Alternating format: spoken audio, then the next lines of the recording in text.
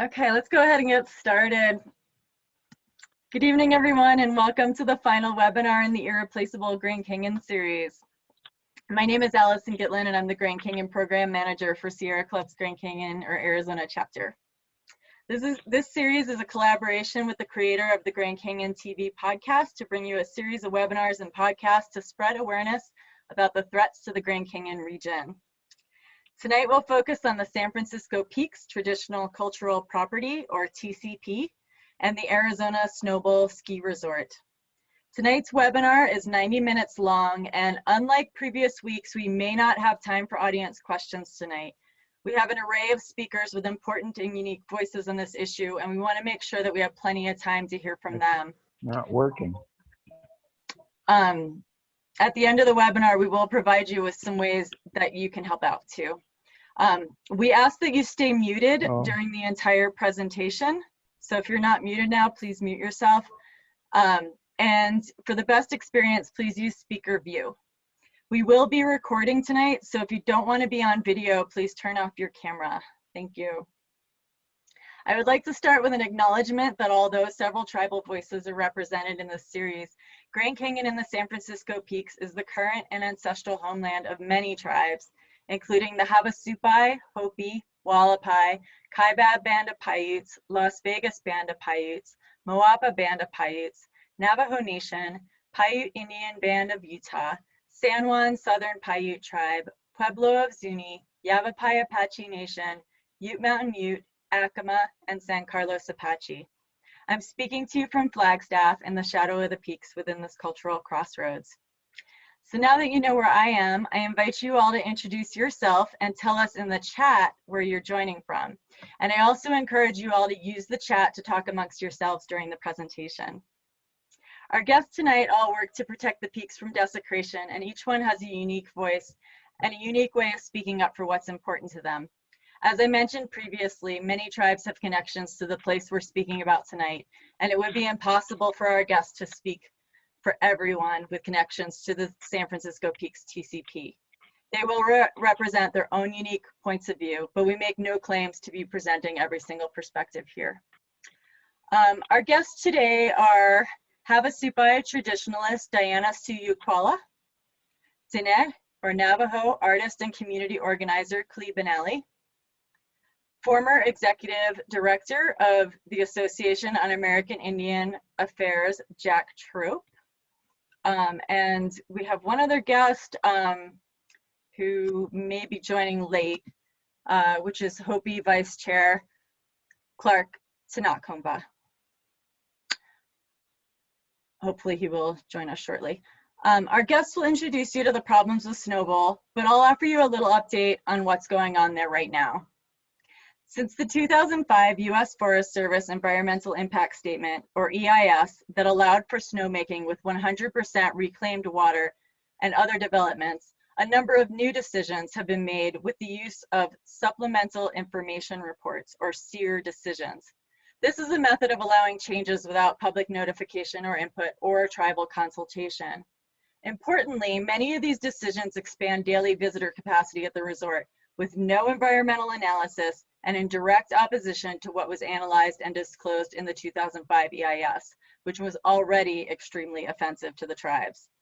In 2005, the Forest Service refused to analyze increasing parking capacity or providing a shuttle because they stated at least 11 times in the EIS that they would use parking and a lack of shuttle to limit visitation at the resort, and therefore did not have to analyze associated impacts on cultural values, environment, or safety that might result from increasing capacity.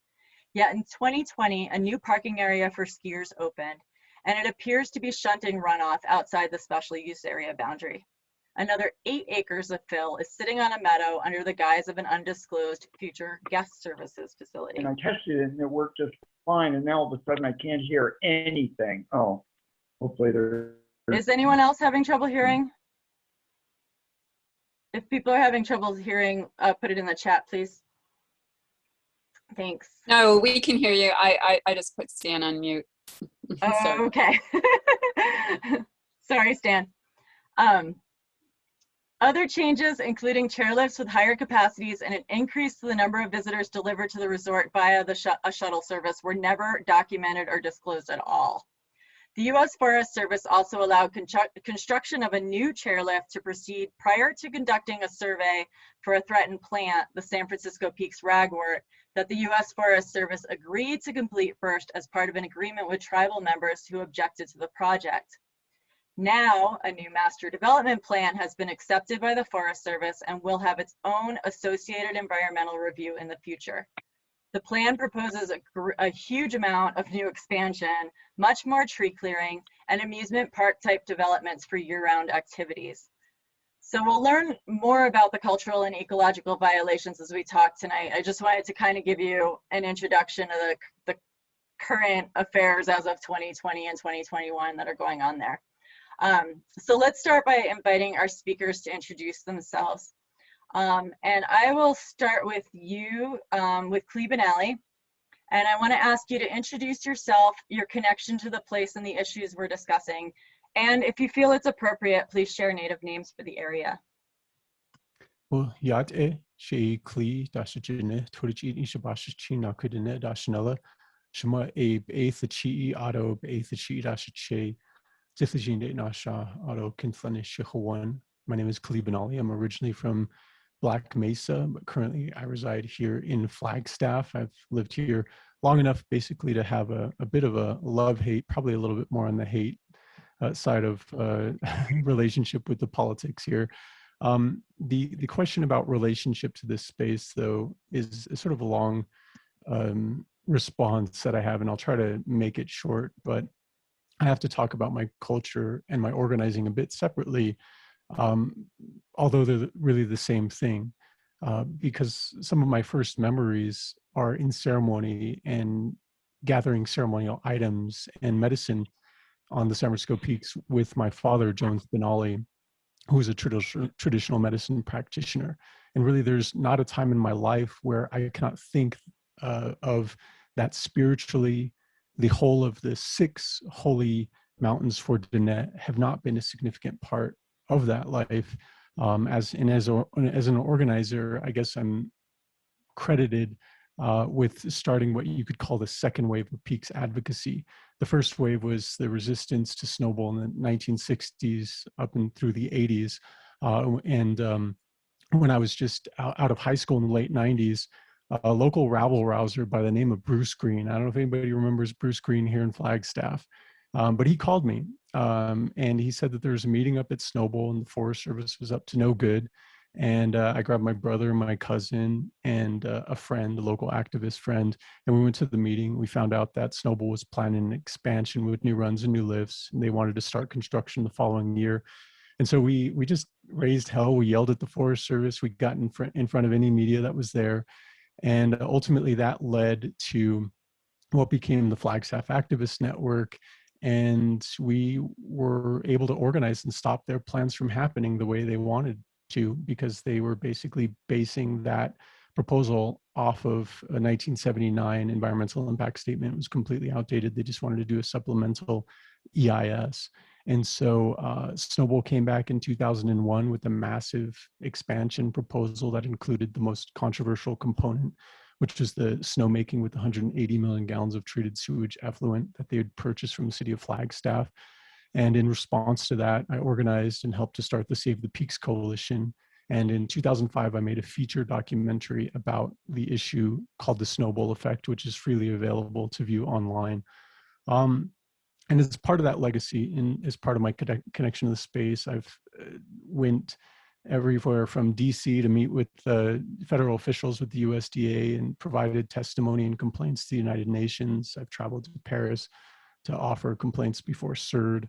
In 2011, I helped also to establish an awareness and direct action campaign called Protect the Peaks, which I am still part of to this day, and that's at protectthepeaks.org.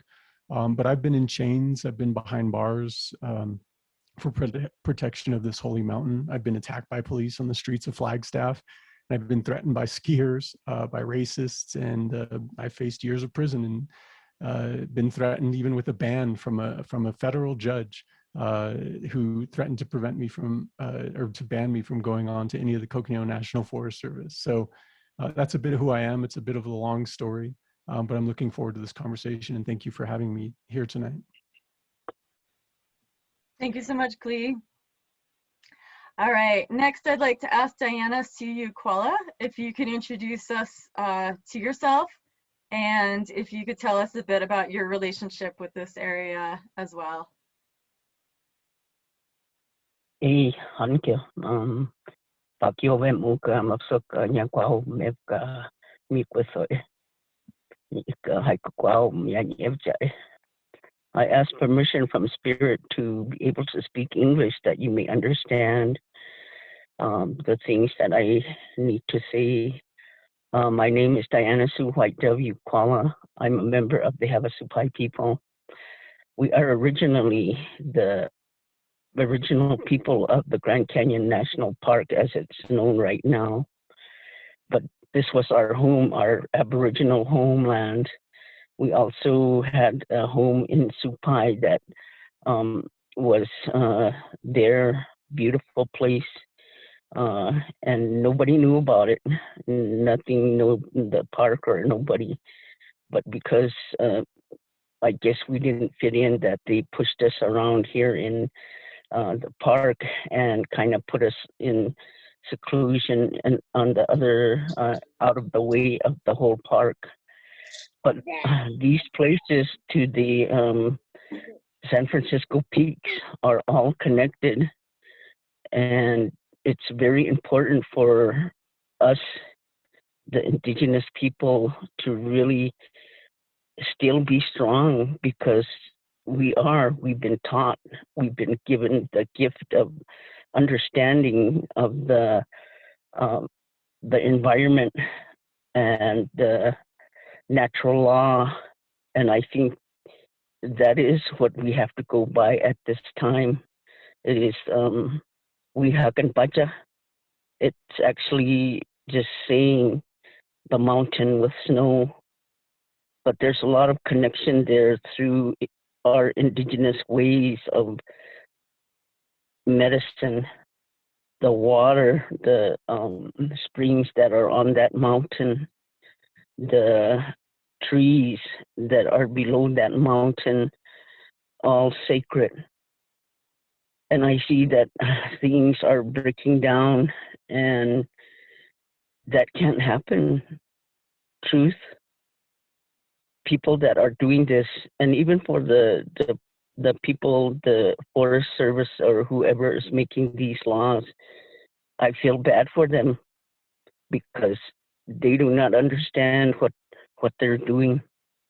But truth is, Spirit is going to be the one that corrects all of this. But for us to be here as human beings at this moment in time, we need to figure out a way, because we are all accountable. I mean, it doesn't mean you have to be native. You're human. You're a two-legged people, five-fingered people, and we all are the same basic anatomy, our body parts, or our body functions. We walk, we talk, we smell, we hear. All these things are just so simple, and yet we have created just chaos, and we're hurting the mother, who the mother is the one that takes care of her children, no matter what. She never gives us, say, I'm going to give just it to them. It's not that way. She gives it to all of us. So this is a very important thing for all of us, human people, and people that are listening, to understand. And it's so simple, but like I said, it is very hard that right now, because of history and how we were, brought in and say you can only do this or that because you're a woman or you're a man. That's not true. So now in this time, we have to start correcting what we have brought into this world of hurt and pain, and not good. But I am part of this whole land base, and I do go out and check the places. Nowadays, we are kept out of these places, and I am sad because they do tell us, as in government to government speaking, talking, you know, they say you can go in there, you can get the medicine, but all the time they keep asking us for permits, you know, when they gave us the ability and that we have that right. But just a little of that to give acknowledgement. So thank you for letting me be here on this call.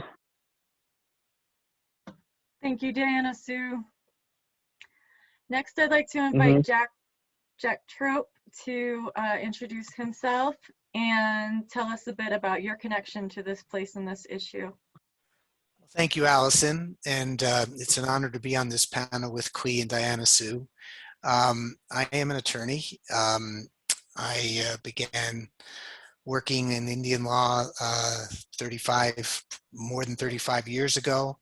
And for most of that time, the areas that I've focused upon have been issues around cultural rights and also Indian child welfare is this other area I've worked on. So around the issue of sacred places, I began working as a staff attorney for the Association on American Indian Affairs, and later in 2002 I became executive director, where I served for 13 years, and we worked on a lot of sacred sites issues. We also worked on getting NAGPRA enacted, the Native Americans Grave Protection and Repatriation Act. In terms of sacred sites, we had some real successes. Worked for many, many years to protect the sacred medicine wheel in Bighorn Forest in Wyoming successfully, and then fought off legal challenges for several years after that. So worked on that, worked on legislative efforts to protect sacred sites, which unfortunately were less successful, and became aware of and involved with San Francisco Peaks somewhere around 2003, 2004. I don't remember the exact date, and attended a number of meetings there involving activists and tribal people and Forest Service people, until eventually, when the litigation was filed, while it was going forward, I was asked to participate as one of the attorneys, and so represented some of the plaintiffs in the case through the appellate process before the Ninth Circuit Court of Appeals, and so that was my connection with this case. I'll talk more about those efforts later. Currently, I left a few years ago, and I'm now focusing on the Indian child welfare work with an organization called Casey Family Programs, and so, but I still retain a big interest in protecting sacred places, as well as the NAGPRA repatriation work that I spent many years working on. So, thanks for inviting me, and I hope I can. I think I'm the least important person on this panel, but I'll try to add some information, hopefully for you all, that would be useful. Well, thanks for joining us, Jack, and thanks for your work. It's important. All right. Has the vice chair joined us? Okay, we'll move on. And hopefully he can catch up with us later. So I would like to ask Clee and Diana Sue, we'll start with you, Clee. Will you tell us what's special about this place and what's being lost as the ski area develops and grows? Thank you, and I have some slides that I've prepared to share with this presentation, so bear with me just a second while I get this set up. And as I mentioned, I think to you before, I am also going to take a little bit more time than I was initially prepared for going through this, particularly because I'll be going over sort of the environmental perspectives and concerns, not in extraordinary detail, and then addressing some of the cultural perspectives, because I think this is a very compelling question and an essential one to address that helps to underscore the overall concerns and what has really propelled the movement to protect the San Francisco peaks. Of course, from an environmental perspective, and here's some of the names you asked earlier. The indigenous nations have been actually really welcoming to share a lot of the information specifically about the peaks on a certain level, but there's been challenges, and a lot of it is relating to the exploitation. But these are some of the names of the space regarding the some of the nations that hold the mountains sacred. And I was going to mention, from an environmental perspective, the peaks are a unique and integral ecological feature in the high desert of northern Arizona. In 1889, C. Hart Merriam studied the ecology from the lower elevations of the Grand Canyon to the top of Mount Humphreys Peak to establish his concept of life zones. The peaks are homeland to endangered species such as the spotted owl, an endemic plant known as the San Francisco Peaks ragwort that is found nowhere else in the world. So from clear cutting to wastewater snowmaking and the compounded threat of enhanced year-round recreational activity that is part of the proposed threat of the new master plan, this poses an additional severe threat of a multitude of losses to this unique and precious ecosystem, particularly wastewater snowmaking. It's an extreme health and environmental risk. This has been something that has been addressed for quite some years. The EPA currently doesn't require testing or treatment for pharmaceuticals or hormones in Flagstaff's A+ rated wastewater that is sprayed on the mountain. So this is the very wastewater snow that kids play in and eat, and that melts and attracts animals that consume it. Water is also scarce in Flagstaff and in the entire area. And in 2002, a water conservation ordinance was triggered by severe drought conditions. Concerns have also been raised consistently challenging the pumping of 180 million gallons of treated sewage to a 10 million gallon storage pond through their 14.8 mile pipeline uphill, on what specific impacts occur if that treated effluent isn't allowed to permeate back into the groundwater and be filtered out naturally. So it's a critical question, considering that the former city manager of Flagstaff, Kevin Burke, had previously warned that Flagstaff will be facing water shortage issues in the very near future. Of course, I'm not advocating that we drink the wastewater like some insane local politicians, but that we consider wise water use in the face of droughts that are enhanced by global warming, which brings up another ecological point. Global warming is simply going to make skiing in Arizona less viable in the near future. Ski areas all over the world have been and will be increasingly impacted by global warming. There are a range of other environmental concerns and impacts, but those are some of the general or broad ones. From a cultural perspective, the 13 indigenous nations that this mountain has been held holy, or that have held this mountain holy since time immemorial. This is a place of emergence. It's a home to deities. It's a source of distinct medicines and a central feature in countless ceremonies and prayers. This mountain is the definition of sacred. The conversation, the proposed desecrations, all should have stopped there, but they haven't. And that's why we're here. Particularly for Dine, every ceremony, every prayer, every song, every story, and every teaching has a connection to the 6 holy mountains, particularly through Tithlej, or our mountain soil bundles, which are our manifest covenant with creation. The peaks are one of 4 cardinal mountains within that cosmology that uphold the pillars of our universe. So it's no exaggeration to state that the life of every Dine person every day is guided by the teachings and the medicine that are these mountains. I think it's important to note that when the Notre Dame burned in Paris, the world was horrified and saddened. It seemed like there was a collective understanding that a specific place, that sacred place with such a religious icon, was nearly completely destroyed. And the San Francisco peaks are our Notre Dame. They are our Sistine Chapel.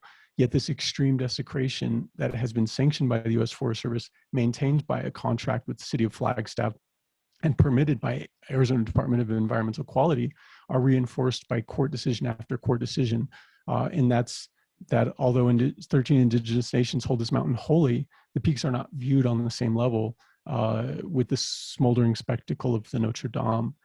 And so with the new master plan proposed with the year-round recreation at Snowbowl, including an alpine slide, a mountain coaster, summer tubing, new parking lots, massive new facilities, and capacity increase, this plan includes an extreme amount of further desecration of the holy San Francisco peaks. And to add insult to injury, Snowbowl is starting off their campaign to push this massive desecration project with extremely racist lies about the relationships to indigenous people who have fought really hard to protect this extraordinary sacred place. Snowbowl has gone so far to say that they have great respect for the cultural significance of the peaks, and nothing could be further from the truth. Regarding loss, it is nearly impossible to calculate the scale of devastation on a social, cultural level. You know, how do we quantify the impacts of cultural genocide? While we can list the poisonings of sacred medicines that we cannot gather elsewhere than on the peaks, and we can list the poisoning of sacred springs, the cultural devastation is largely unseen, but something that our medicine people have been warning about. In court testimony and in NEPA comments, numerous traditional practitioners, including my father, Jones Benally, have all consistently stated the extreme spiritual harm and inability to have our ceremonies and prayers fulfilled is a part of what is threatened, a significant part. And so we can look even at this pandemic and see what imbalances and disharmony is occurring. Yet with our ceremonies and our prayers devastatingly inhibited, how can we fully heal? And so sacred sites such as the peaks are integral to maintain balance in the natural world. For decades, indigenous nations and environmental groups have filed multiple lawsuits to stop ski area expansion, which Mr. Trope will be discussing in further detail. But these cases have shaped negative legal precedent for indigenous religious freedom and sacred sites. So when we talk about what's being lost, we talk about our human rights and we talk about our religious freedom. In their own final environmental impact statement, the Forest Service admitted irreversible and irretrievable cultural harm that, quote, snowmaking and expansion of facilities, especially the use of reclaimed water, would contaminate the natural resources needed to perform the required ceremonies that have been and continue to be the basis of the cultural identity for many of these tribes. But nearly in the same breath, the Forest Service stated that there's nothing in the law that says they have to make a decision based on that. The courts agreed, and so our religious freedom is lost, our human rights are lost. Joe Shirley Jr., in closing, I just want to mention that Joe Shirley Jr., the former president of the Navajo Nation, stated, to Dine, the sacred mountain of the West represents life itself. Dook'o'oosłííd is one of our strengths. It is our essence. It is us. And he went further to declare the San Francisco peaks or declare Snowbowl expansion as an act of cultural genocide. So I don't know what kind of loss in terms of culture and religion, especially on the scale of 13 distinct indigenous nations, that could be more devastating than that, than cultural genocide.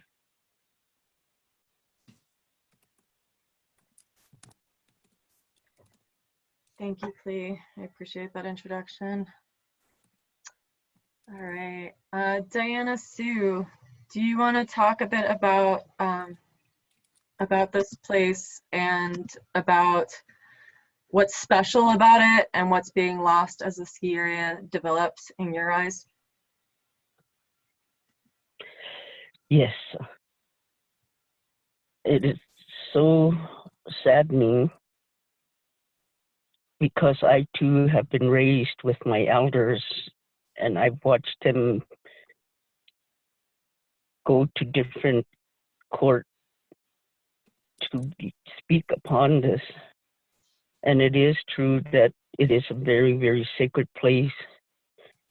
The connections are also through the mountains.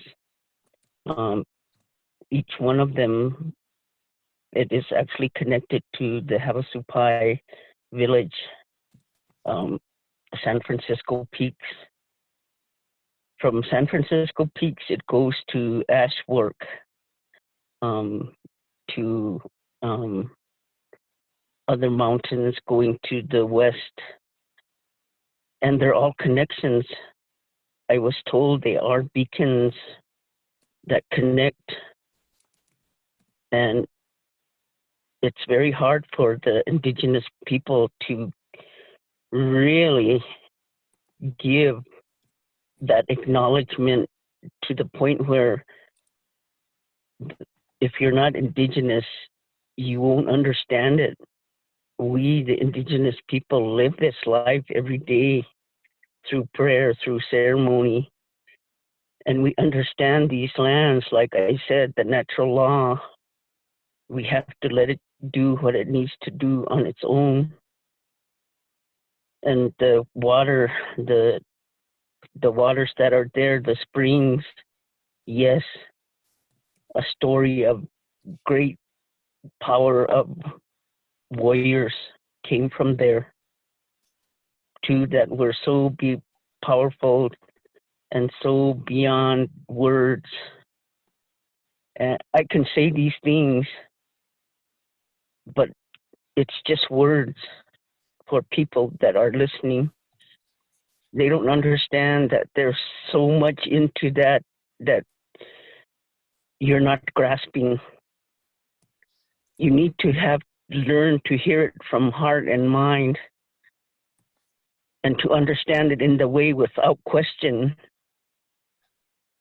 because it's there. Maybe you don't go see it. Maybe you don't see the things that are unseeable, but they're all connected. And I understand that, what Cleve said about the church that burned to the ground. I could not believe that they put so much just to see this burn down, and yet they're tearing up San Francisco peaks. I keep saying that we are raping our Mother Earth, and we never ask for permission. We just keep doing it. But the indigenous people understand that the unseen, and it is there. And if you cannot grasp and bring that into your mind and heart and soul, you're never going to understand. And you're going to keep hurting Mother Earth. Everything is connected. I cannot just point out to this one mountain. It's all of everything around us, even from the planes that put out the chemicals. They're hurting us. For the reclaimed water, right now, I am so sad that they have no rules or regulations to test these things, because now they're bringing in drugs that we don't understand. It's hurting our children. It's killing our children. It's giving addiction to the people, and we can't bring them back. They're going to be psychologically unstable. All these things are happening. And also, too, that right now we're into this COVID. And I see that the people that are dying from this COVID, they're not burying them. They're putting them in trucks and leaving them in alleys, waiting for, I don't know what. How are they burying them? If they're going to bury them, are they going to, as their body decays, is the sickness going to go into the earth?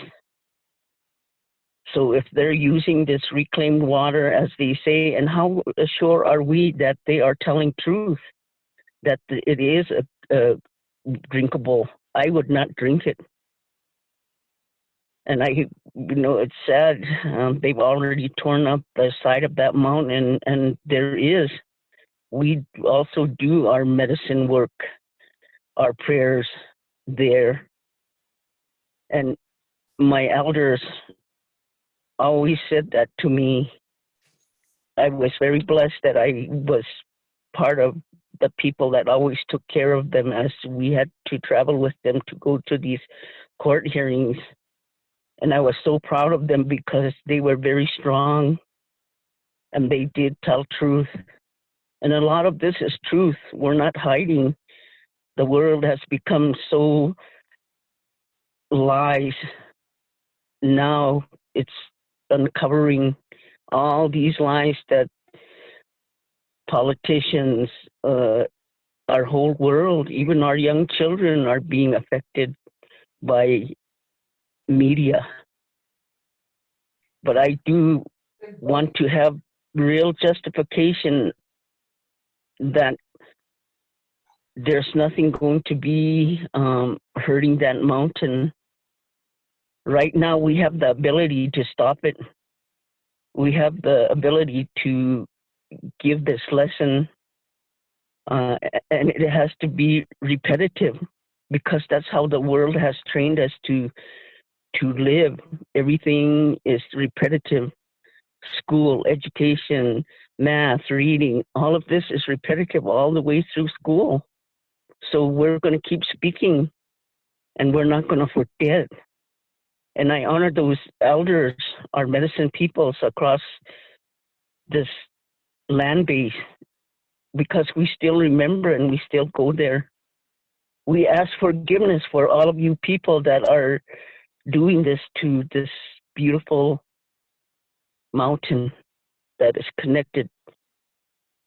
And it is helping all of you too, the two-legged people, but you don't see it. So for us to hurt her like that is not good.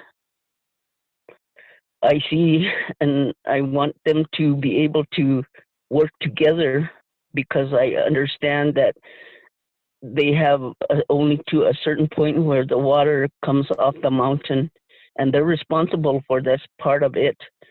But once it crosses into the metropolitan area, they just let it go. For me, I would say, if you are the ones that are trying to say that you're protecting land, you're the ones that have been given the ability to protect the forest, why are you not doing it? If it was me, I would go into that metropolitan area and speak to the people that are in charge, and I say, please test this water, see how are we going to divert it. And I also said that you can't control water. It's going to go where it's going to go. You can't give them a letter and say, you can't do that. It doesn't listen. That's the same with fire. So, and I can't understand why they were able to get this land. Who gave them permission that they said, oh, you can have this land?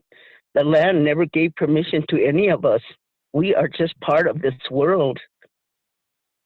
But it's disappointing for me to hear that right now. For me, it is stop it.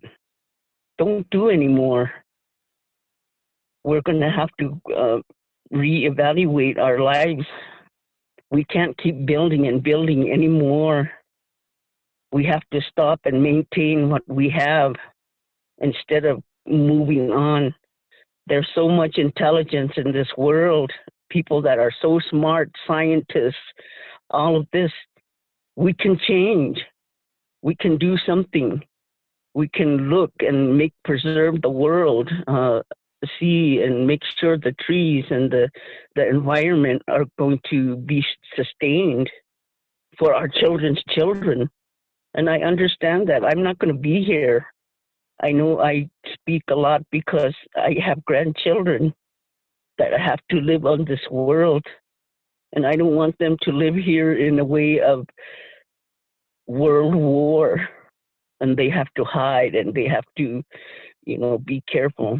That's not the kind of world that Spirit wants. He gave us all the abilities to be good. He gave the human person the ability to know good from bad. But we're not thinking that way, and we go the wrong way all the time. But we are connected to all of this, and the connection is not just here, but it connects to more and more of these mountains. Believe it or not, because I know that, people will question that. But I hope you go out into the environment and sit there and listen. Feel the wind in your hair. Feel the wind that you can hear through your ears. Feel the wind that you can smell it. It has messages. The animals tell us things, and yet there's people out there that are called weather people. You know, they on the news they'd say, "Oh, today's going to be windy." You know, you go out there, you already know, you see things, you understand it. Natural law. So, thank you for listening. Thank you so much for that, Diana Sue. Mm-hmm. All right. I'm gonna switch gears a little bit, and I want to talk about the strategies and tools that have been available to the tribes to fight threats to the peaks. And so I'm going to ask this question to all three of you, but I'm gonna go to you, Jack, last, because I want you to talk a bit about the historic legal case to defend tribal religious freedom that nearly went to the Supreme Court. So we're gonna save your input till there. So I'm gonna start with Clee, and I want to ask, what tools have tribal members been able to use to fight threats to the peaks in the past? And are there any new methods you're employing to see that this area is protected into the future? It's interesting because the reason we actually started the Save the Peaks Coalition was because when we went to the Forest Service to meet with the supervisor at the time, they said, well, they have a trust responsibility to the tribal nations, and they had no obligations to hear the concerns of the individuals or the citizens of those tribes. And so we were like, well, let's form a coalition and get the tribes involved, and we'll bring them to the table. And so we actually helped to shape conversations that took a different direction than they would have otherwise. And so that's been an extraordinary challenge. And so when it comes to protecting sacred places, Indigenous peoples overall have little recourse in the US legal context. We have administrative processes ranging from local to federal, specifically regarding this issue, focusing on NEPA, the National Environmental Policy Act. And that's the realm of sort of letter writing, comments, appeals, and so forth. And with the San Francisco Peaks issue, we exhausted all of that at every step of the way, including the administrative process with the city of Flagstaff. They actually kicked the can down the road. They passed the buck. They said, well, if there's any problems with the wastewater and the tribes, or cultural concerns or environmental concerns, we'll let the process go forward and see if the Forest Service finds any problems. So they said at the time they weren't sanctioning this desecration project, that they were merely allowing the process to move forward, which is extraordinarily insulting. And the city of Flagstaff still maintains that to this day. And the same thing with the Forest Service, as I mentioned earlier. They just, went through the process and they made the determination that even though there would be severe cultural adverse impacts, that nothing in the law said that they had to stop. The second tool that we have is litigation. So if those appeals fail, if the process fails, litigation typically is the other tool. And so, but that's limited to existing laws and bad precedents. And I think, as we will hear from Jack, there's a lot to unpack there. The third tool, which some Indigenous nations have used to varying effects, are buyouts. And that has been really dismissed and criticized as rewarding developers for holding ransom sacred lands. And so that's not really a viable strategy. In some cases that has worked for Indigenous nations, but it's very tenuous. And particularly in the San Francisco Peaks case, there have been attempts by the tribes and a coalition of tribal citizens to purchase the ski area, but Snowball had an exorbitant amount. They basically were holding ransom sacred lands, as I mentioned. And the challenge was that the purchase of the ski area particularly would only be the purchase of the eligibility for the special use permit and the infrastructure. And so that was a question regarding that strategy. The fourth one is international appeals. For example, the UN Declaration of Rights of Indigenous People, the Committee to End Racial Discrimination, and other international agreements or bodies have been appealed to for a range of different sacred sites, particularly with the San Francisco Peaks. But this has been challenging because the UN Declaration of Rights of Indigenous People is a non-binding agreement. And sometimes these campaigns only amount to PR campaigns because it only matters if the US agencies, politicians, and courts care about these international agreements or international bodies. And historically they haven't. And that actually has been the case with the San Francisco Peaks, where the UN actually called for the revocation of the special use permit, and there was no response from the US, of course. And the final component, I guess, is the fifth tool that we have is direct action. And direct action, it can be very effective, but it's very limited. In many cases, it amounts to aggressive lobbying, where unfortunately in that kind of lobbying, those of us who engage in it risk arrest maybe, but it's also hard to sustain. And so I think we can look to issues like Mount Graham, another sacred site in southern Arizona on public lands that is a cautionary matter that followed the same process to protect the San Francisco Peaks and failed in the political and legal realms. And so, we can note as far as methods that have been used or tools, and the question, I guess, is new methods that we're looking at for the future. It's important to note that in 2010, the USDA actually initiated nationwide listening sessions to address policy issues regarding Indigenous peoples' sacred places managed as public lands. Yet in the midst of that comment period for the draft policy, the USDA gave the green light to Snowball to desecrate the San Francisco Peaks. So it was very disingenuous, and it was the conclusion of that offered no hard direction that was necessary to shape the federal policy and the work of these federal agencies. Since 2011, we've had nearly 40 arrests that have been made resulting from interventions in the San Francisco Peaks desecration. It's been so contentious that, as I mentioned, in 2011, actually, the United Nations Special Rapporteur on the Rights of Indigenous Peoples recommended that the US government engage in a comprehensive review of its relevant policies and actions to ensure that they're in compliance with international standards in relation to San Francisco Peaks and other sacred sites, and to take appropriate remedial actions. And you can guess what the response from the United States was. It was nothing. So I feel like we've exhausted all our available current options regarding this issue, but we're certainly not done fighting. A local Flagstaff politician once declared the San Francisco Peaks issue a dead issue, but really this issue isn't over until our culture is over, and we're not going to let that happen. And we should look for new methods to what's occurring at Bears Ears, Oak Flat, and Red Butte, Lake Oahe with the Standing Rock issue, and Mauna Kea is, I think, some current examples of how we're facing a patchwork of laws and a legal system that is ultimately set up to facilitate resource colonialism. And it has no problem violating Indigenous religious freedom and human rights. There's a lot of creativity around these issues, particularly Bears Ears and Oak Flat, that centers around site-specific legislative action. So there's a lot of resources that are being channeled by nonprofits and tribal entities that are essentially playing a kind of political whack-a-mole, though. But my perspective is the whole game needs to change to benefit all the sacred sites.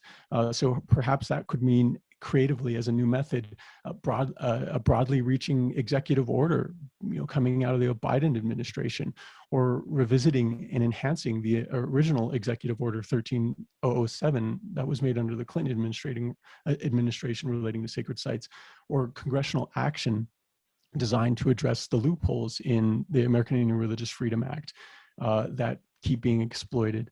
A comprehensive piece of legislation that fixes the issue for all sacred sites could ensure that we don't keep perpetually facing threats to our cultural survival each time a sacred site is desecrated. So, the problem with Bears Ears and Oak Flat is, even if they get their pieces of legislation passed that are now before Congress, what does that mean for the dozens of other distinct and equally as precious sacred lands currently under attack?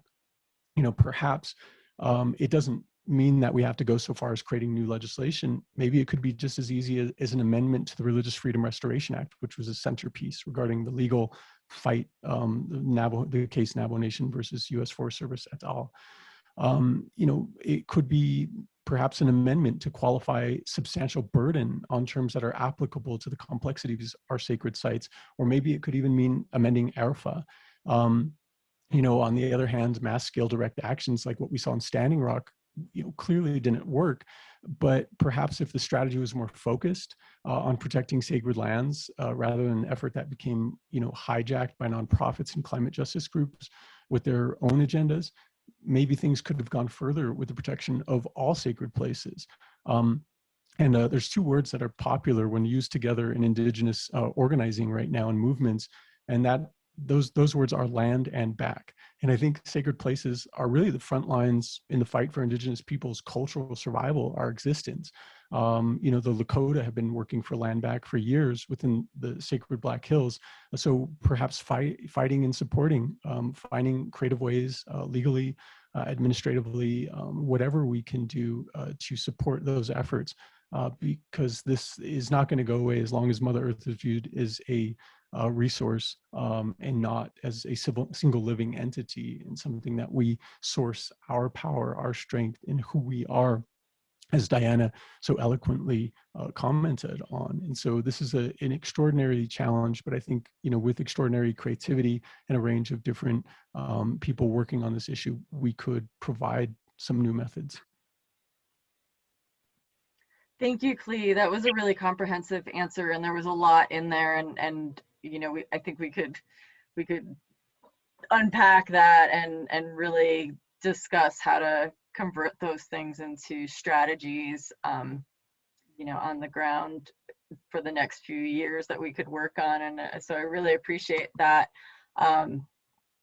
Diana, Sue, do you have anything to add, or do you want to talk specifically about tools that the Havasupai tribe has used in the past to fight threats to the peaks? Are there any methods that you're using that haven't been mentioned? It goes right back to natural law. I do my prayers. I do my ceremonies. I pray for the world. I pray for the people of this world, young and old. We have to exist here together. For me, thank you, Cleve, that you are so knowledgeable in law issues that are there. I am not that kind of a person. For me, I'm a very powerful or strong traditional woman. And for what I understand is that we go right back into the ceremony settings. That's why before we started, I asked to be able to speak English, because the prayers throughout all of this world, all the indigenous peoples are out there, and they still carry their ceremonies, their prayers, their medicine, and they're being activated at this time. Believe it or not, it's not paperwork. It's not something, I'm going to make a law. It's natural law, spiritual law. What Spirit gave us, the human people, He put us on this earth to be the caretakers of the places that we're living. We don't own them. We just are here protecting and taking care of these lands. Wherever you are, you don't have to be indigenous either. You are where you are, and you are there protecting where you're living. I know that a lot of the indigenous medicine people across this world have been very strong in doing all the medicine work, powerful medicine, and they're setting it into these sacred places, as we're saying. As I drove by San Francisco Beach this afternoon, I couldn't go up there because it says closed. If I was up there, yes, I'd probably be in jail too. But I gave my word as I stopped on the side and said, watch over what we have to say today to protect you, to give the knowledge of how sacred you are. You are connected to the people, and it's not just the indigenous people. It's the two-legged. No judgment on woman or man or of color. And we separate ourselves with that. So for me, it's a lot of the medicine work that is more so than ever. When I'm home, I burn the wood and get into the sweat and do my prayers for the world, for my home, for the leaders of this world to make good decisions. And there's prophecies that are coming real. The condor and the eagle. That prophecy was told that the woman is going to come and she's going to be a leader. She's going to have the wisdom to be able to lead and bring the balance back into this world.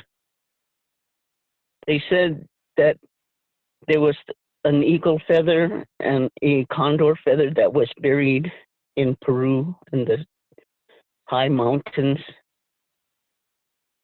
And it was buried for many, many years. And then one day somebody found it wrapped and buried under the ground. And the story was that once this was found, that we can bring balance, we can bring harmony, we can bring the world back to be able to get along with one another without criticizing each other or of color. But it was found, and that's the emotion of what the people that were there saw and understood it. And they understood we still have time, we still have the ability to bring back this world into that balance or that harmony. Everything, trees, animals, people, water, fire, all of these things. And for some reason in my journey, and I've been a traditionalist for a long time, and my lessons were given not only through the elders, but through dream vision. And for reasons unknown to me, the eagles have come, the eagle wings or the eagle feathers. I was gifted with a condor feather, and I carried that to many countries to do medicine work.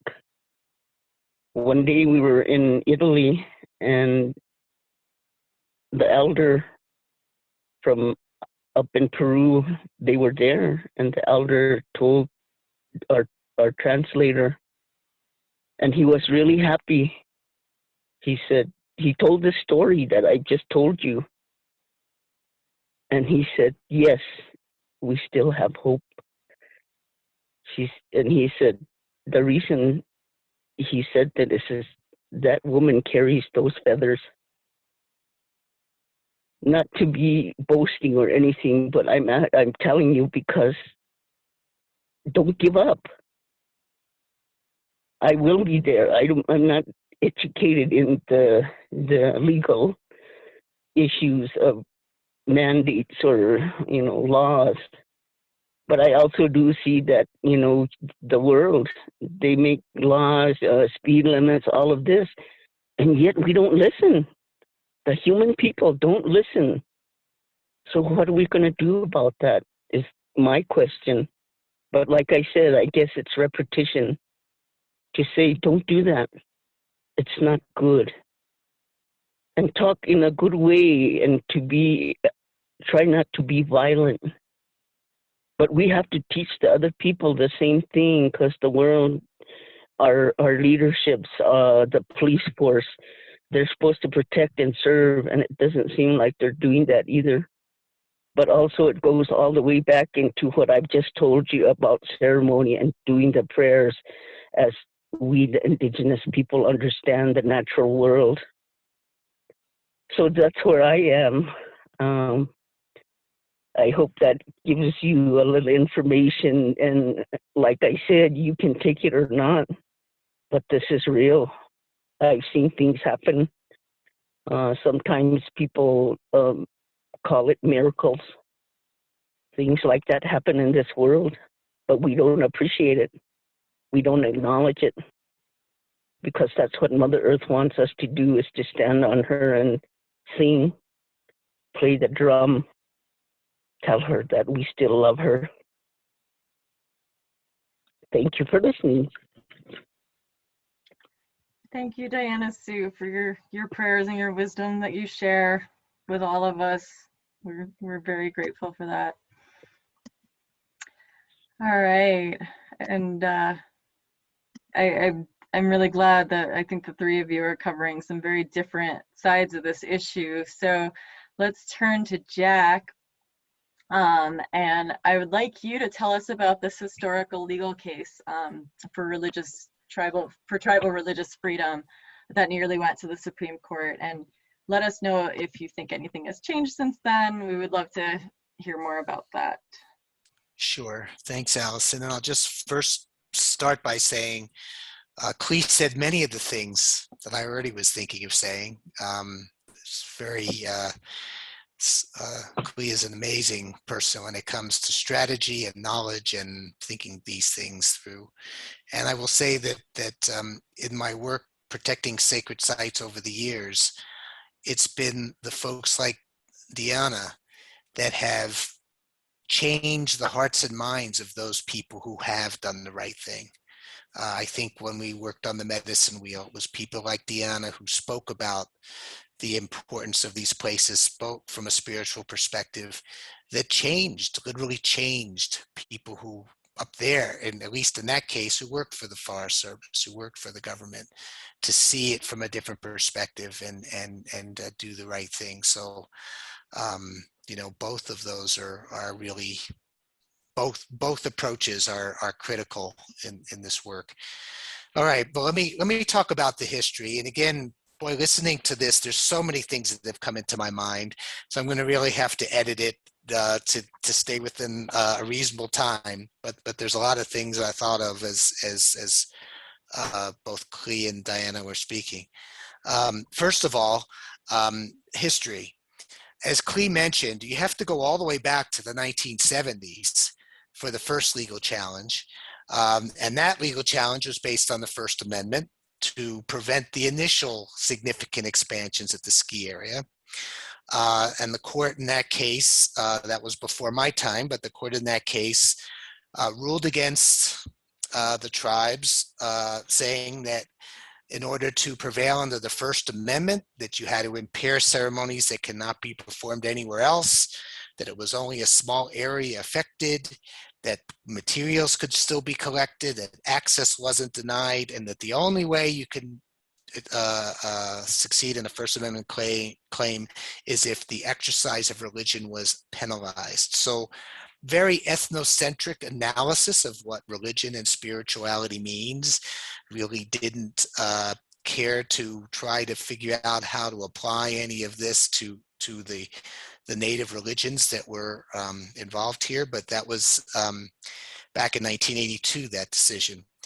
It was then followed in 1988 in a case that I wasn't directly involved in. I did file an amicus brief with the Supreme Court in this case. Many of you may have heard of the Go Road case out of California, or the Ling case. It's also is the formal name for it. And in that case, the court pretty much said, we're going to interpret the First Amendment so it doesn't apply to any government land use decisions, and sort of knocked out the idea that the First Amendment was going to be available to protect sacred places. And that was after the lower court had actually issued injunction against the proposed road based on First Amendment principles.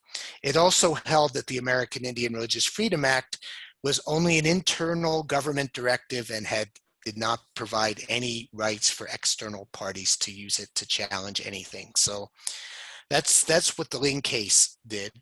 And then 2 years later, there was a case involving peyote use by Native American church members that led the Smith case, that led the court to pretty much say, if you have a neutral law of any kind, you can infringe upon religious freedom as long as it's just neutral. It doesn't a neutral law, and they refused to apply a test balancing the government's interest against the religious freedom interest, which they had done previous to Smith. So in 1991 and 92, there was a big effort to get legislation through that would protect sacred places, also protect Native American church practices, possession of eagle feathers, all the different religious and cultural issues involved. The part dealing with peyote use by the Native American church did pass Congress, but the sacred lands part did not.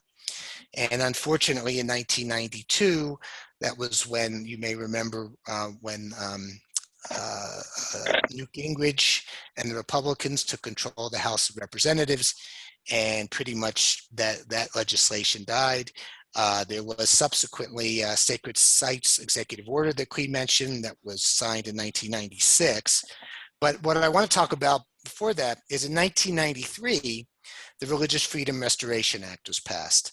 And what that basically said was, we're going to bring that balancing test back, and we're going to say if there's a substantial burden on religion, then the government has to show a compelling interest, and that there's no less restrictive way for it to achieve that compelling interest than to have placed that substantial burden on a religion.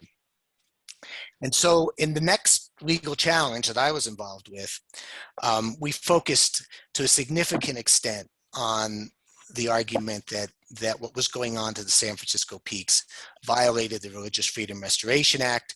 We also made, there were also NEPA claims, National Environmental Policy Act claims as well, that were significant. And so there was a lot of testimony in these cases. And I hope you appreciate how difficult it is for traditional practitioners to get up and testify about their spirituality, their religions, and their practices, and to be faced with cross-examination by hostile attorneys about those practices. Many practices are not to be revealed and aren't revealed. There have been sites that have been lost around this country because traditional people felt they couldn't reveal information. So it's a very difficult thing for them to decide to do. But in this case, it was so significant that the testimony was provided. And it was the Hopi, the Navajo, the Huassapatch, and the Havasupai in particular that provided testimony, although there were other tribes who also filed the lawsuit. And there was information before the court that the peaks were critical for religious practice, tribal religious practice, that they required pure natural resources, that the tribes considered the peaks to be a whole living being, so wastewater would contaminate the entire mountain, and a lot of the argument was around the wastewater being used for snowmaking, that the ability to collect medicine bundles would be affected, that the ability to use water for ceremonies would not be able to do that because the water would be contaminated, and that systems of belief and associated prayers would be compromised and undermined. So that all of those things were established. And for a short time, we had success. We got a 3-judge panel before the Ninth Circuit to rule in favor of the tribes. And the test that they used under the Religious Freedom Restoration Act was that if the action prevented a practitioner from engaging in religious conduct or having a religious experience, that was a substantial burden. And they said that the Go Road case, the Ling case, didn't apply because the protections under RFRA were broader than under the First Amendment. And they ruled in favor of the tribes. And they also ruled, by the way, on the environmental claims that they hadn't adequately reviewed the risk of children ingesting snow made from wastewater. So they ruled on that basis as well. Unfortunately, that victory lasted for only about a year. In the appellate process, right, normally you only have 3 judges decide your case, but you can petition for the entire court to hear your case. It's called en banc review. Very rarely do courts do that, but in this case, the Ninth Circuit agreed to do en banc review. And so we had about 15 judges, I don't remember the exact number, 13, 15, large number of judges from the court heard the case again. And the en banc court reversed the case. And they interpreted RFRA very differently. And what they said is that there's only a burden if you're coerced to act contrary to your religion, or you're forced to choose between your religion and the government benefit. And they basically said that the Lane case, the Go Road case, still applied because RFRA had not meant to reverse any of these cases, that it just meant to restore the law to where it was in 1990, which was after the Lane case. There was a dissent in that case, and again, very similar to the first 3-judge panel. They said RFRA should apply here. There was a substantial burden because it hindered and oppressed the exercise of religion to a significant degree. And but that didn't prevail. There was an effort made, and I would say there's actually was an unreported case from another circuit on dealing with a claim, an army base in Oklahoma and the Comanche Nation, where they wanted to do some development that was going to affect the site sacred to the Comanche. And this unreported trial court case said, we don't think the court in Navajo in San Francisco Peaks case was right. That's a crazy interpretation of RFRA. And they issued a preliminary judgment in favor of the tribe, and ultimately the Army and the Comanche settled that case, and there was never any reported decision. But based on that, we tried to get the Supreme Court to review the case. And the Supreme Court, because we said there's all these different standards under RFRA, and you've got to take this and you've got to clarify this, and if you apply the right standard, then San Francisco Peaks, the tribes should win in San Francisco Peaks. And unfortunately, they didn't take the case. So I will mention there was another lawsuit after that, some of you know about, that I wasn't involved with, that the Hopi brought, and it was to try to get the activity there declared as a special nuisance. That went up to the Arizona Supreme Court, and by a 5-2 vote, they ruled against the tribe in 2018. So you've asked if things have changed, and the answer is legally, and the answer is maybe. You know, it's moving in a direction that really bears close scrutiny, and here's why. Since that 2008 case, we've had a number of RFRA cases come to the U.S. Supreme Court. One of them involved Hobby Lobby. You may remember it was a case where the question was whether or not that company had to provide certain health insurance, covered certain types of contraception through its health insurance. And they argued under the Affordable Care Act, and they argued that this violated their religious freedom because the owners of Hobby Lobby were very religious and believed that it would violate their religion to provide these contraceptives. And so the court analyzed RFRA, and it said things like, RFRA went way beyond what was required by the Constitution, that nothing in RFRA meant that Congress meant to just adopt the standards that existed in 1990. It wanted to go way beyond that RFRA can even require the government to incur expenses to avoid imposing a substantial burden. So the way they looked at the case at RFRA was much closer to the way that the dissenting judges looked at RFRA than it was to the way the majority opinion looked at RFRA. Now, did they go into detail about what a substantial burden is? No, they didn't. So I can't tell you they absolutely reversed what the court said in the San Francisco Peaks case, but certainly it's pointing in a totally different direction. And there have been cases since then involving RFRA and another statute, RLUIPA, which is similar, that have also pointed in that direction. Some of these cases involving COVID restrictions being imposed on religions, which you've probably read about. Again, very broad interpretation of these laws. And one justice, Justice Gorsuch, when he was on the 10th Circuit Court of Appeals, used language to describe RFRA very similar to what the dissenting opinion and what the 3-judge panel, how they describe RFRA. So I think we're going to see a case at some point go to the court where they're going to define what substantial burden means. And it could be much more in line with the judges who would have protected the San Francisco peaks than it was with the judges who wouldn't. So again, I say maybe because it hasn't quite gotten there yet, but it's been moving in that direction. And we see that even in, there's the case that's challenging the Oak Flats transfer, which many of you may know about, the mining transfer to the mining company that would destroy Elk Flats that's sacred to the Apache. And they've filed a legal case against it. And they are saying that the San Francisco Peaks case shouldn't bar them from blocking that development. And they sort of have two arguments. One argument is that their case is different because the whole place would be destroyed. So that's part of so they try to distinguish the facts. But the other argument is just that the Navajo Nation test is not the right test, right?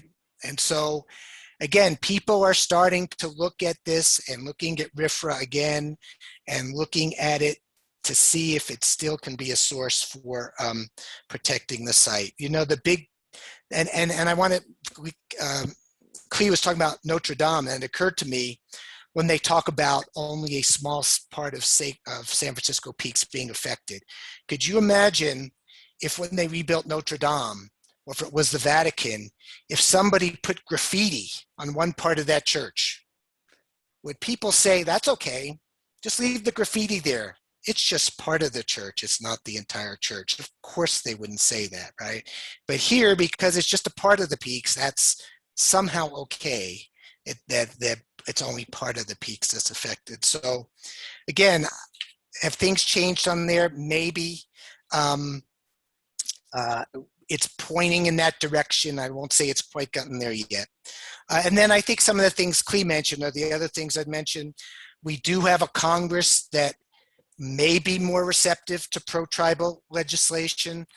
They certainly have passed some things already. Now, you know, sacred lands was always a difficult lift because of all these other interests that pop up. But you know, right now, where with this Congress and this administration, focused on climate change and talking about that development on federal lands needs to be more limited. Maybe there's an opportunity there. Maybe there's an opportunity for the Biden administration to look again at sacred lands and protecting them, maybe to look at RFRA again.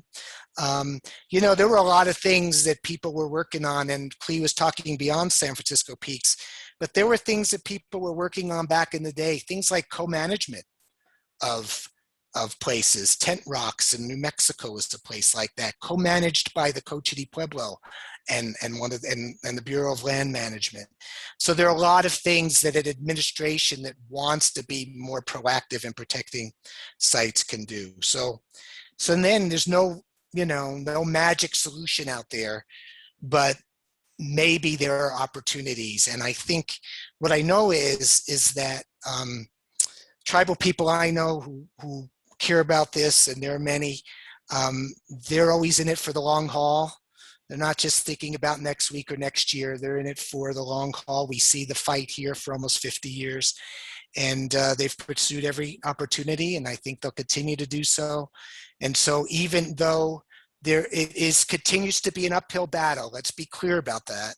In the absence of clear federal legislation protecting sites, it's still an uphill battle, but there may be opportunities to look at some of these mechanisms again. And especially if there's new development up there, new things that are desecrating the site even further, maybe some of these arguments can be revisited as these things go forward. So I don't know how much time I took. I hope it wasn't too much, but I hope that was helpful. It was perfect. Very informative. Thank you so much. Yeah, I think you took as much time as you needed to explain all that, and I appreciate that. I want to take a moment. We have about 10 minutes left. So I just want to take one quick moment to just talk about how people could get involved. And then I'm going to turn the conversation back to you all. And so I do want to let people know that there is this new master development plan. It is going to have its own environmental impact statement, National Environmental Policy Act process, and we don't know what the timing is on that. So if that comes out soon and there is an opportunity for people to get involved, I will message everybody who's registered for this and let them know. But for now, Sandy Barr, our chapter director, is putting a link in the chat to that master development plan so that you could see what's in there and what's proposed. And I think you'll agree with me that it's pretty outrageous. And then the other thing I want to ask everyone to do is to sign a petition. So the Indigenous Circle of Flagstaff is asking Congressman O'Halloran to call for a field hearing in Congress and investigate the Forest Service's oversight of snowball, which we feel has been very lax. And so if you could sign and share that petition, that would be very, very helpful. And so with that, I would like to turn back with our last 8 to 10 minutes that we have. And normally I've been asking people at the end of these webinars, where have you seen barriers to your ability to protect people, land, and water, and what needs to change to give you better ability to protect the health of your tribes and your communities? Honestly, I feel like we've been answering that question. I feel like we've been talking about that. So what I would like to do is just invite the three of you, Clee and Diana Sue and Jack, if you would like, if there's anything else that you feel that you want to offer in response to what one another said, or if you do want to talk about this question of barriers, if you want to offer solutions of what you think needs to change in order to better protect your tribes and your communities, I would love to hear your ideas. So I'm going to kind of leave this as an open forum for the last 8 to 10 minutes for the three of you to discuss that. I can jump right in. I just want to thank Diana for her powerful wisdom and Jack for incredible dedication and expertise. This has been an ongoing issue with a lot of people involved, and it's not over yet. I think sometimes there are lulls in activity, but we need everybody involved. I would like to speak to some of the barriers in what needs to change, because I think that's important. The fact that the new Hobby Lobby at Flagstaff Mall has more religious protection than San Francisco Peaks, as Jack is illustrating. We have to think about that and confront what has, our community come to when we're facing that. And, we have racist judges and racist local businesses. We have a local newspaper that has historically been anti-Indigenous and basically an advertiser for snowball. We have City of Flagstaff politicians, aside from Eva Putzova, who have historically and contemporarily just not cared about Native culture unless they can profit off of it. And they've actively decided to do absolutely nothing to end their contract with Arizona Snowbowl, including those city council members who say that they stand with us. So this has been an extraordinary challenge because they implicitly profit from killing Native cultures and clearly have no interest in ending that relationship and ending that contract that they have to sell wastewater at Arizona Snowbowl. We also have, other local Indigenous advocates who celebrate Indigenous people's rights at city events. Well, the city is benefiting from that same cultural genocide. And to me, it underscores, that we have a lack of problem of accountability and a lack of complete understanding of what the stakes have been in this struggle. There's inconsistency with federal land management agencies and their application and understanding of the law and, the administrative process under NEPA. That's clear. The White Vulcan Mine is a case study regarding that, recently renewed as the mineral withdrawal has been with the White Vulcan Mine. They protect one side of the mountain and don't care, look the other way when it's Arizona Snowbowl. There's a significant problem with the inconsistencies, not just with other sacred sites, but even on this mountain ecosystem. I think part of the problem also is that we compartmentalize environmental issues and we don't look at them holistically. You know, wherever there's an environmental crisis, there's a social and cultural crisis, and we need to understand how these sites, how these sacred places, how these other special places, you know, it's not just the Grand Canyon and the San Francisco Peaks separately. It's not just Red Butte and the San Francisco Peaks or Oak Flat separately. We have to look at honoring, respecting the whole thing, and that comes back to what Diana has been instructing, and many indigenous spiritual practitioners have been instructing us to do.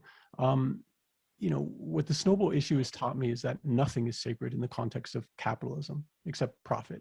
You know, so long as Mother Earth is not as a single living entity, but as a resource that can be exploited, then we're going to face this problem. So it's up to us to do something to end that, to change our value system and actively participate in these struggles and support those frontline indigenous communities that are working to protect sacred places. And I put some action steps that people can take in the chat. You can also check out protectthepeaks.org. There's some information there, and the Facebook as well. So thank you again for the time. Thank you, Clee. Well, And Clee put a number of action items in the chat, so I encourage people to look at that as well. Sorry, go on, Diana Sue. For me, I've been thinking about this, and Cleve is right, is that money is what we're working for. And I do know that we need to exist in this world, and that's what we use to, you know, feed our people or our homes and pay the bills. But that doesn't mean that you have to be greedy and keep wanting more and more. But you know, the world has become that way. The people that have a lot of money want more money, and once they see that some of their money is not there anymore, they panic. And you know that you don't need to do that. As long as you can survive and live in a good way, you'll be okay. But for me right now, I keep seeing that we keep knocking down buildings. For me, the Grand Canyon, they told us that they wouldn't tear down things and make new things, but they're doing that. They tore down the old lodge that was here. And for me, I wanted them just to maintain all the stuff we have right now, because we keep tearing it and putting heavy on our Mother Earth. And for me to see them tear that down and take it somewhere and pile it up and put heavy on the ground, and it's not doing us any good, just being there. And now that all of this has happened through this last year, this COVID, people have been laid off and nothing's getting done, and it's there and it's not finished. So for me, it would just be to, you know, stop building. That's why in the beginning I said, you know, we have people out there that are so intelligent that they can change their way of making money, doing it in a good way to be able to sustain life, the people, and for us to exist is that simple. But you know, you have to swallow that and say, I can do that, instead of saying, no, I'm going to go and try to make more and more money and, you know, rip up the Mother Earth and install things that can't even be, go back into the earth, because all these are metals and stuff like that will never, ever deteriorate it back into the Mother Earth. And it's not good for her either. And we are creating that, and we need to somehow find ways to help our families, our young children, because we're bringing in too many young children that are not having parents, and it's only because of desire. And to us, our elders said, you need to love somebody, heart, mind, and soul, and be able to live and raise your children in a good way, to have a home. to be able to sit and have a meal. It's not like that anymore, and we're creating so much people. And for me too, even though we say all of this, it's not up to us. Spirit is going to do what he's going to do. That's why some of the medicine people have says this is the winnowing effect. He's taking home people because there's too many. And we didn't listen, and we kept creating. So this is our own doing.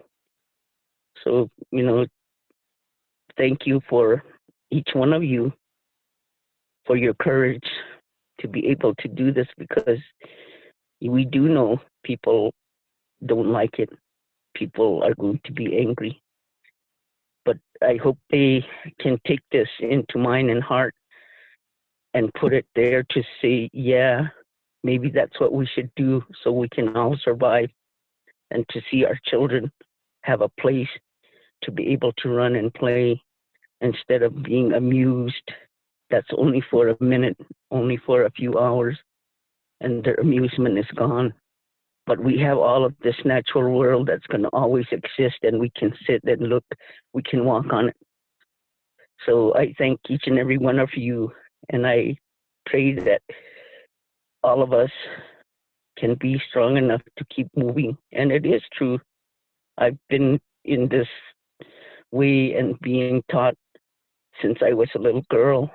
So we leave this to our children too, so that we need to teach them too these things that are real, that we can touch, but also to the indigenous people see the things that are unseeable, unhearable, but we all know that it's there. So many blessings to each one of you.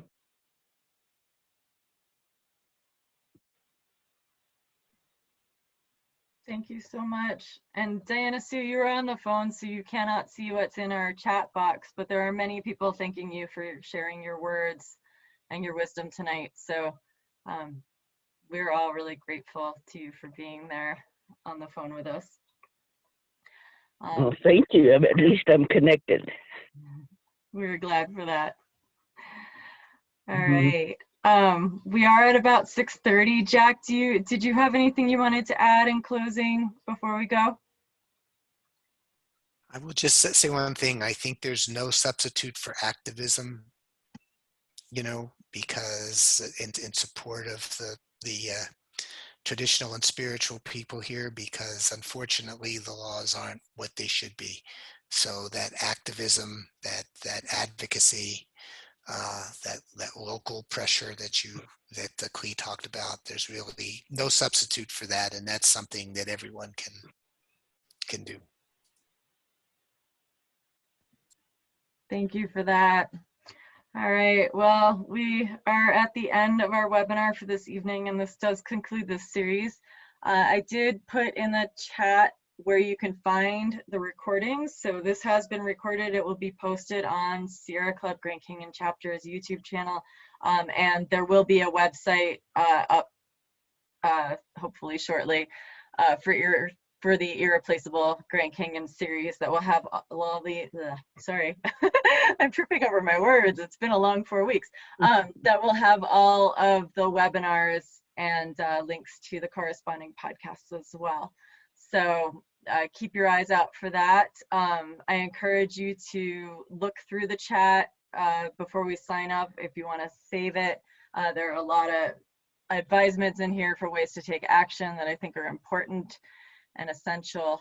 And I want to thank you all in the audience for giving your time to listen. And I really want to thank all of our speakers for giving your time and energy to share with us, because your words are very important, and it's really an honor to work with you all and have you share your information and your knowledge with us.